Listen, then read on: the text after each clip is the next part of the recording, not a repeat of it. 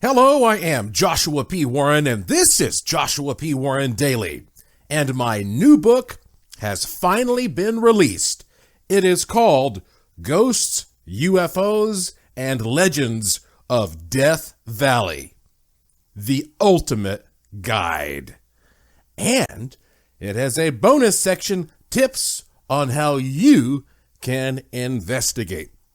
Now, you probably know, if you followed this podcast, that earlier this year I spent some time investigating the area around Death Valley, California, and I was amazed by the spectrum of bizarre stories that had never really been captured properly and put together properly, in my opinion. This is the very first book of its kind, Ghosts, UFOs, and Legends of Death Valley.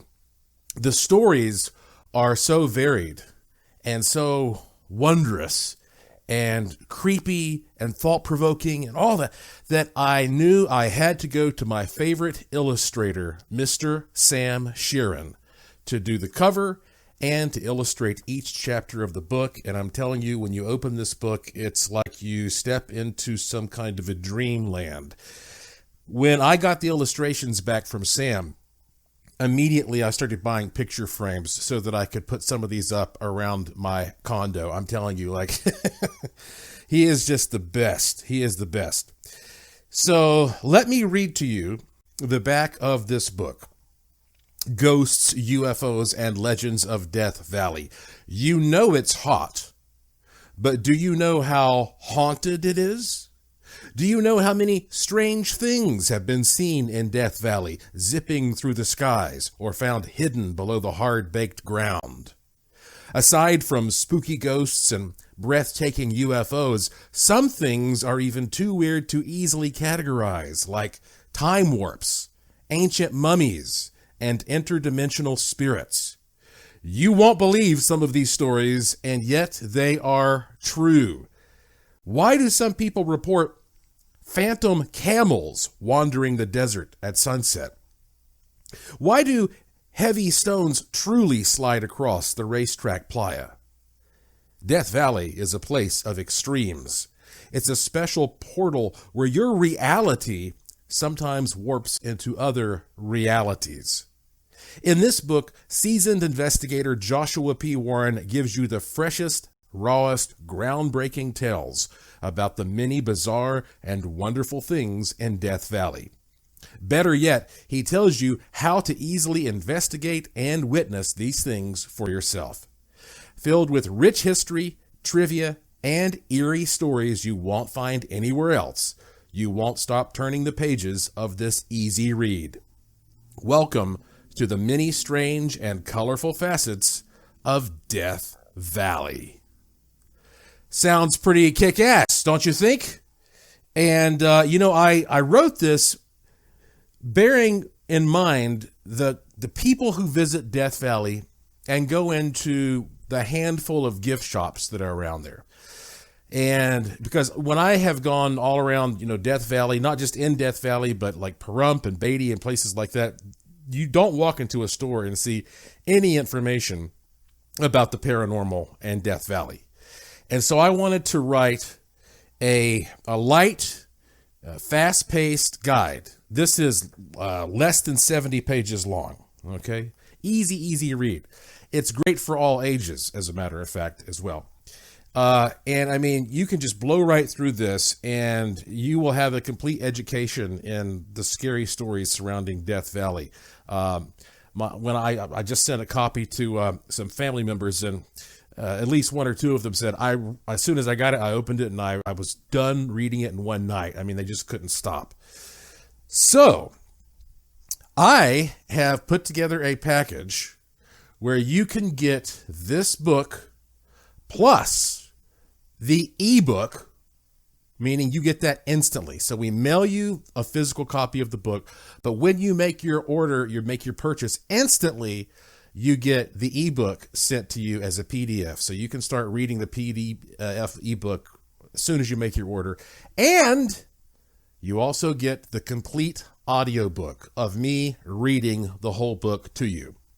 You get that whole package with the physical copy and instantly receive the ebook and the audiobook, and that is less than $20, and that includes shipping and handling anywhere in the world. Yeah, you heard me right. And I'm hoping that you'll take advantage of this between now and Halloween, because it's just such a great thing to enjoy when, Halloween's on the horizon, and here you have all these stories about bizarro spirits and creatures and UFOs and time warps and all this kind of stuff. I mean, it captures it all right here. So right now, I am taking orders from retailers around Death Valley and in Death Valley. But if you are not going to be near Death Valley, there's only one way you can get a copy of this book. And there's only one way you can get that combo that includes the ebook and me reading the whole thing to you as an audiobook, as MP3s.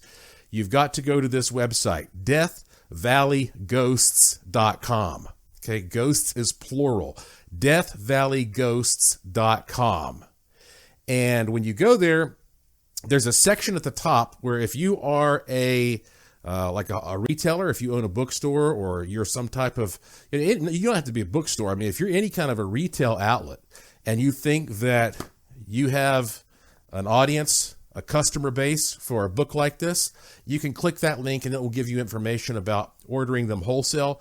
Otherwise, just scroll down the page and you will see the spot where you can click the button and you can buy the combo, and the book will go into the mail while you are, by the time you get the book, you'll already have read the ebook, and then you'll probably have listened to the audiobook, at least one of those. So when you get the book in the mail physically, it'll almost be like the bonus, okay? And of course, these books are already printed, so when you order, boom, it goes straight into the mail. You should get this as quickly as possible. And you know what? I am going to play for you right now the first 2 chapters of the book. Chapter 1 and Chapter 2 to give you a taste. Here we go. Though I walk through the valley of the shadow of death, I will fear no evil. Chapter 1. Welcome to Death. As I write this, Death Valley, California is the hottest, driest place on Earth. Now, you probably knew that. But do you know how haunted it is? Do you know how many truly strange things have been seen there, zipping through the dark, clear skies, or found hidden below the hard-baked ground? Why is this place so unusual? It certainly is a land of extremes. Well, let me tell you about it. It is the largest U.S. national park south of Alaska.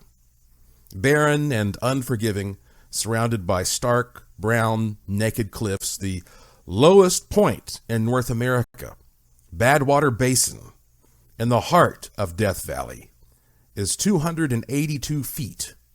That's 86 meters below sea level.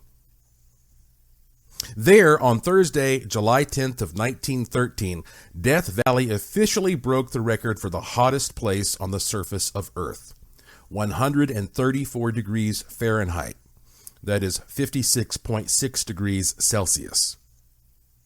Oscar Denton, the caretaker of the nearby Greenland Ranch, which is now called the Ranch at Death Valley, was there that day. He said, quote, "It was so hot that swallows," that's birds, "in full flight fell to the earth dead. When I went out to read the thermometer with the wet Turkish towel on my head, it was dry before I returned," end quote. Nearby, a scientist named Fred Corkill operated a mining laboratory, and that day the temperature inside his lab was 173 degrees Fahrenheit. That's 78 degrees Celsius. And yet the ground in Death Valley often sizzles at over 200 degrees Fahrenheit. That's 93.3 degrees Celsius. Tourists used to easily fry eggs on the ground for fun. Eggs cook at 158 degrees Fahrenheit, which is 70 degrees Celsius. Park rangers grew so tired of scraping eggs off sidewalks, they now implore tourists, if they must, to fry the egg on the hood of their own car. Fresh bread will usually turn into toast if held in the air for 1 minute. The humidity is often less than 5%. Early settlers would hang their washed, wet clothes out to dry. The fabric was bone dry in just a few minutes. The small population of people who live there today only get warm water from their faucets. Ironically, they may have converted water heaters into tanks to store and cool water before drinking it. In the 1800s, before the invention of modern air conditioning, which was around 1902, miners digging for gold, silver, and borax would often sleep in a creek at night to stay cool, propping up their heads to prevent drowning. And yet, despite all this, the Death Valley National Park, over 3 million acres and 3,000 square miles, hosts a variety of amazingly durable wildlife. In addition to coyotes, bobcats, bighorn sheep, jackrabbits, foxes, gophers, badgers, bats, birds, snakes, ringtail cats, and the occasional mountain lion, there are even some small fish and snails that can happily live in the near scalding, salty puddles.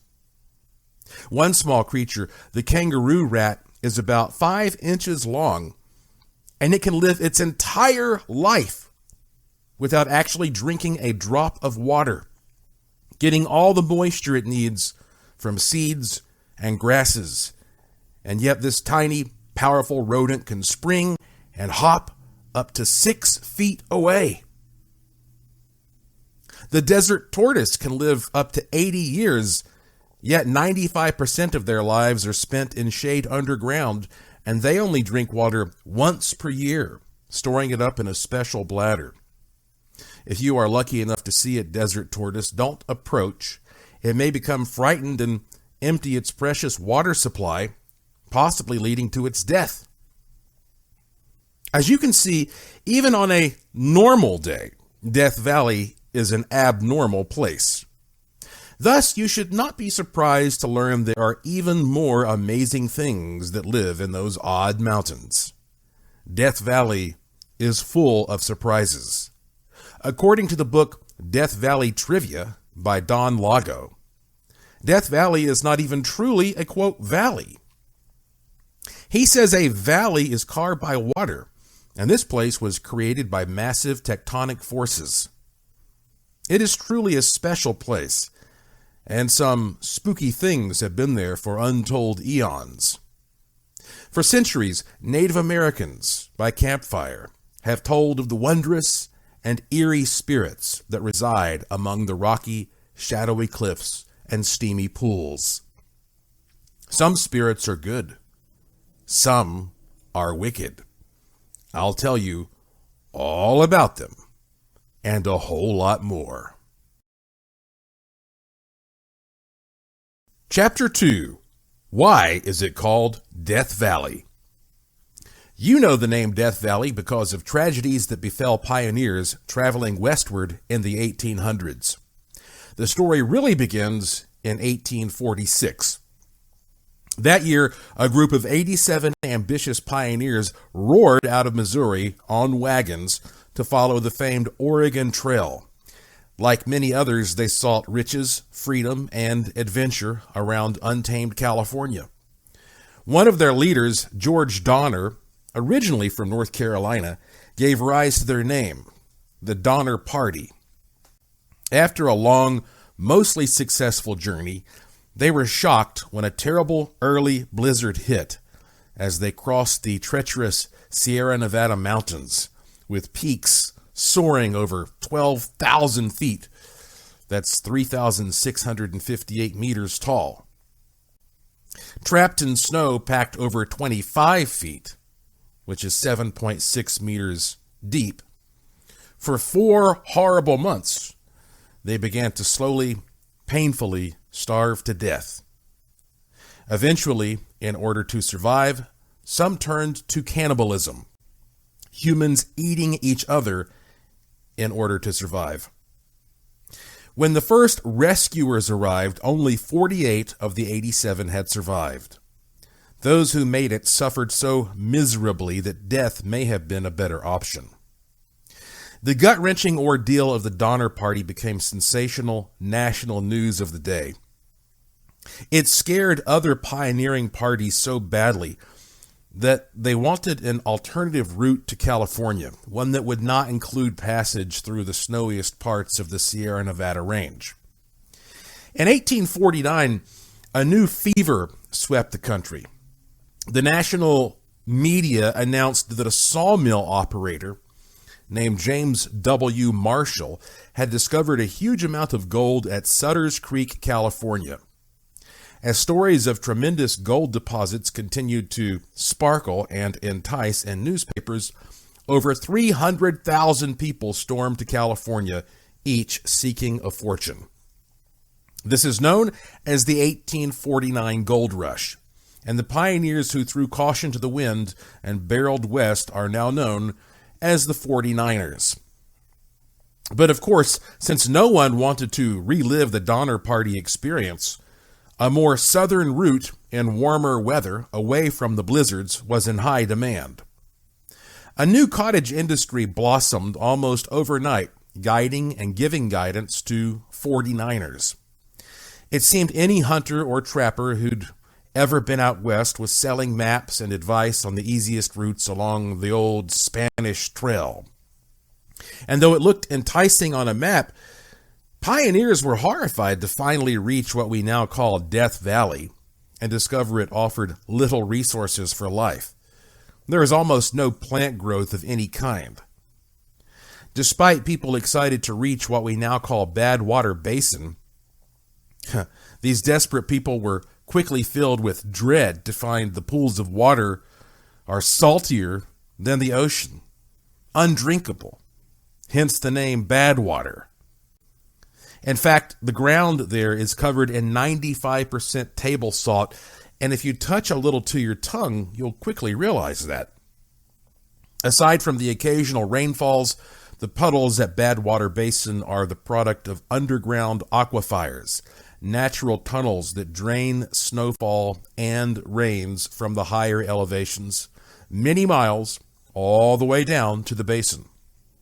Today, if you stand at Badwater Basin and gaze up at the stark cliff next to you, you may notice a small sign mounted high above that says, quote, sea level. Even those who persevered were horrified to encounter a vast stretch of land we now call the Devil's Golf Course.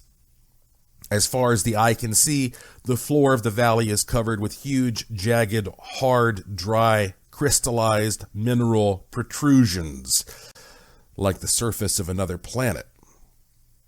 Geologists say this ancient layer in some places is well over 1,000 feet, that is to say 300 meters deep. It is almost impossible for a careful human to walk across some spots, and also almost impossible for many horses, oxen, burros, etc. And of course, wagon wheels would quickly break, requiring a laborious fix in the blazing sun. Those who made it near one of the passes to better land, like Walker Pass, were apparently so delirious they sometimes simply rolled by it, never even noticing it, finding themselves in an endless, confusing purgatory of suffering. One of the first groups to attempt passing through the valley, a party of 13, all died miserably. This scenario would repeat itself again and again, with details usually lost to history. No one lived to tell the tale. One group, the Bennett Arcane Party, was lost for weeks. They were fortunate enough to find some small, fresh springs, though they had to eat several of their oxen and destroyed their wagons for firewood.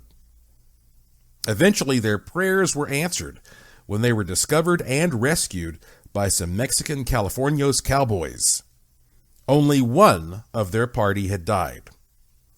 Just before riding away from the sight of their unrelentless misery, one ragged, sunburned woman turned back, took one last glance, and said, "Goodbye, Death Valley." Against all odds, she had defeated the Grim Reaper. That moment was reported in the press, and the name Death Valley stuck. Over the centuries, we will never know how many doomed, nameless travelers have actually died in that harsh land. To this day, unfortunate hikers still perish from poor planning or just bad luck. You never venture, even as a tourist, into Death Valley without a full tank of gas and a reliable vehicle and plenty of water and sunblock. You don't usually have a cell phone signal, so you're on your own to survive. All of Death Valley is haunted by ghosts of those who have not survived. During the day, phantoms seem to shy away from the burning radiation of the sun. But at twilight, when the land glows with magical colors, the spirits slowly reawaken and gradually roam again, all through the night, still lost, trying to find a way out. One man, T. Beckett, Scotland, travels the country in an RV with his wife. They have stayed in every single state, but they only stayed one night in Death Valley. It was the year 2015. He said he turned in kind of early, around 9 p.m. after a long day of travel and a dinner of grilled ribeyes and baked potatoes. He was good and ready for sleep when something started banging on the outside of the RV. Obviously alarmed, he went outside with a flashlight, only to find no trace of anyone or anything remotely near his camper. Afraid of thieves, he even looked for footprints, but found nothing. As he settled down to bed again, he heard the distinct, hair-raising sound of a woman's voice right outside his thin wall. She was crying, sobbing, begging. Again, he rushed outside with his flashlight, but there was nothing to be seen. All night long, he and his wife woke up to these sounds, banging followed by sickening sobbing.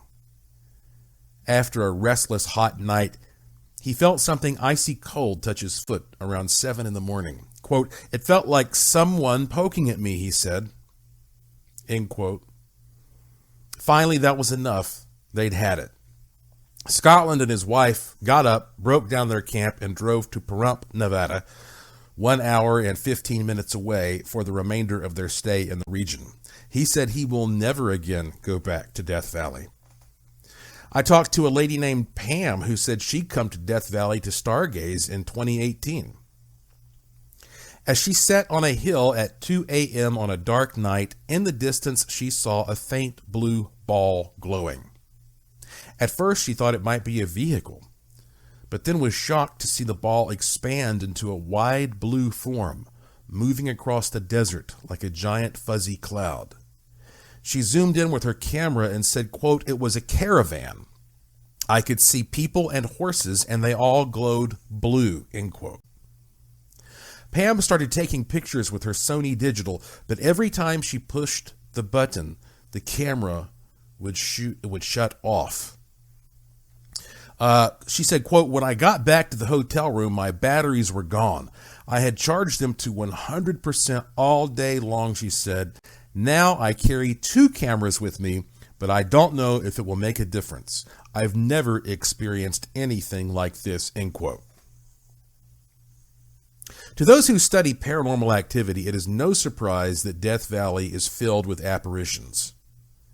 These ghosts are sometimes imprints, recordings from past tragedies burned into the environment that simply replay from time to time, over and over, like images in a big movie. In other cases, we seem to be dealing with intelligent, aware, disembodied spirits, entities, truly lost souls, searching for something very real, like Walker Pass. Maybe someday some of these ghosts will find peace, but for now, they haunt many who visit Death Valley. Is there something about Death Valley that makes ghosts, when they appear, even more clear, visible, and frightening? Is it the electrostatic charge and the dry air crackling from the intense winds that whip through the mountains? It seems certain places on Earth have always been what some call a thin place, where our dimension is closer than usual to others. It certainly seems that Death Valley could be a thin place when you hear what the Native Americans have been telling us about the eerie spirits of Death Valley for centuries. It almost seems like a playground for the otherworldly. Is it? I think so. I'll explain in the next chapter. I hope you enjoyed that free treat, the first 2 chapters of Ghosts, UFOs, and Legends of Death Valley. So here, and again, that's deathvalleyghosts.com, deathvalleyghosts.com. The first printing is actually kind of small. If you happen to be around Pahrump, Nevada, you can go into like the Pahrump Museum there and ask them if they have copies left. Or you can go to, if you're around Beatty, Nevada, you can go there to the Beatty Museum and ask them if they have copies. If you are in Death Valley, of course, you can go to the Death Valley bookstore and ask them if they have copies, or you can go to the gift shop at the Death Valley Ranch and ask them if they have any copies. But otherwise, you got to go to deathvalleyghosts.com. Here's the table of contents. And, okay, chapter 1, Welcome to Death. Okay, that's sort of a basic overview of what makes this place so extreme and weird. Chapter 2, Why is it called Death Valley? Great history there. Number 3, Otherworldly Spirits of Death Valley. I remember when I first wrote and read this chapter to Lauren, she said it reminded her of something out of Harry Potter. Number 4 is the Amargosa Opera House. That is a very creepy spot that you may have seen featured on an episode of Ghost Adventures about 10 years ago there on the Travel Channel. Number 5 is Devil's Hole and the Underworld. Yeah, there's this big hole in Death Valley that goes down so deep they've never found the bottom. They've never found, and it's full of water. It's beautiful down there when people dive. And it has one of the rarest species of fish in the entire world in there. You'll have to read about that. Next, we have chapter 6, Giant Mummies. Giant mummies. Yeah, some weird-ass mummies were found in caves under Death Valley, so they say. Number 7, Spectral Camels. Now, why in the world would there be ghost camels roaming Death Valley? Well, you'll find out. And number 8 here, we have UFOs at the Racetrack Playa. You know, the Racetrack Playa is that big sandy plain where these gigantic rocks are moving around at night, and they leave these big trails behind them. And it was a mystery what was causing that for a long, long time. And scientists said they finally solved the mystery, and yet there may be another mystery there that still has not been solved. Number 9, we have dark skies in Death Valley. Death Valley, of course, is one of the dark sky preserves, meaning it's so dark that you can go there and see the best view you're going to get of the stars. It's at the highest tier of the dark sky categorization. And in fact, NASA teams up with some other groups, and they usually go there every year and have a big astronomy festival. But guess what happens when they look up at the sky? Yeah. I think you can figure out what happens. Number 10, we have Portal, a time warp in Death Valley. You'll just have to read that one to see what it's about. And then number 11, the last chapter, is Bonus, Tips on How to Investigate the Paranormal Yourself. These are tips that can be applied to any paranormal situation. And they're practically free, and they're especially good for young people who want to get out and get involved in paranormal investigation. So, deathvalleyghosts.com, or you also, you can go to joshuapwarren.com and scroll down my Curiosity Shop. You know, I have a little link there at the top of the page that says Curiosity Shop. You can scroll down there, and you'll also find a link to it there. But my first printing of this is, it's a limited printing. I decided to publish this through my own company, Shadowbox Enterprises, LLC. And you know what? Over the years, I have published books in many different ways. I have published books this way through my own company, and I've also published with all kinds of different publishers. I published 2 books with Simon & Schuster, the largest publishing company in the world. I've published with regional publishers like the Over Mountain Press or Alexander Books, or some that are kind of mid-range, New Page Books. I've published with a lot of different publishers over the years, and frankly, I've gotten to a point now where I've been writing and publishing for so long that my books are kind of fragmented and all over the place, and some of them are getting harder to find than others. So I have a little project going on in order to gradually try to get the rights back to as many of my books as possible and bring them together under my Shadowbox Enterprises publishing company. And that way, you'll have all of it in one spot. So I just succeeded in getting the rights back to my best-selling book, Use the Force, A Jedi's Guide to the Law of Attraction. So if you go to joshuapwarren.com, you can also click the link to that book, and it will take you to a page where you can order that book. You can get a physical copy of that, or you can listen to me read the audiobook on Audible, or you can download the ebook instantly as a PDF. So I'm trying to give people all these options who want to go back and read some of my older work. I'm bringing some stuff back into print that's gone out of print, some of the really rare stuff. I'm just, and if nothing else, turning some of my older stuff into ebooks, getting all that scanned in and updated. So I'm in the middle of a publishing project.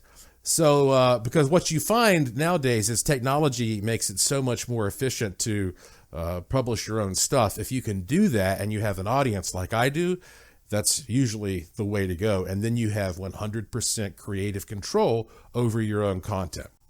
So I hope that you will go right now to deathvalleyghosts.com. I think it's $19.97 to, again, get the combo with the physical book mailed to you wherever you are in the world, shipping included. And then you'll instantly get the ebook and the audiobook, deathvalleyghosts.com. Or visit me there at joshuapwarren.com, Curiosity Shop. I know you're going to like this. I can't wait to get your feedback. All right, I have to run here. Packed day. And hey, I'm still being told that my new podcast is going to be debuting any day now. And so I will get back to you ASAP and let you know. What a week. I just got back from Death Valley, where I was out of touch for a couple days. I was promoting the book there. Now I'm leaving this message for you, and now it looks like the new podcast is about to kick in this week. Whew. 2020, but it's one of those years we'll never forget for a lot of reasons, but this week is a really good week for me. All right, my friends, stay tuned. I have a lot more coming for you soon. I even have a new product coming out very soon, and this one, you'll never guess what it is. So I hope that you will visit me at joshuapwarren.com. Sign up for the free e-newsletter at the site. Takes you 2 seconds. Check out the Curiosity Shop, all the amazing stuff there. And then also click the link to this podcast called Joshua P. Warren Daily. Always short, always free, commercial-free, independent, uncensored. You can subscribe through various means or just follow me on Twitter at Joshua P. Warren, at Joshua P. Warren, and I will usually tweet when a new one is available. So that is it for today. Thank you for listening. Thanks for your interest and support. Thank you for staying curious. And I will talk to you again soon.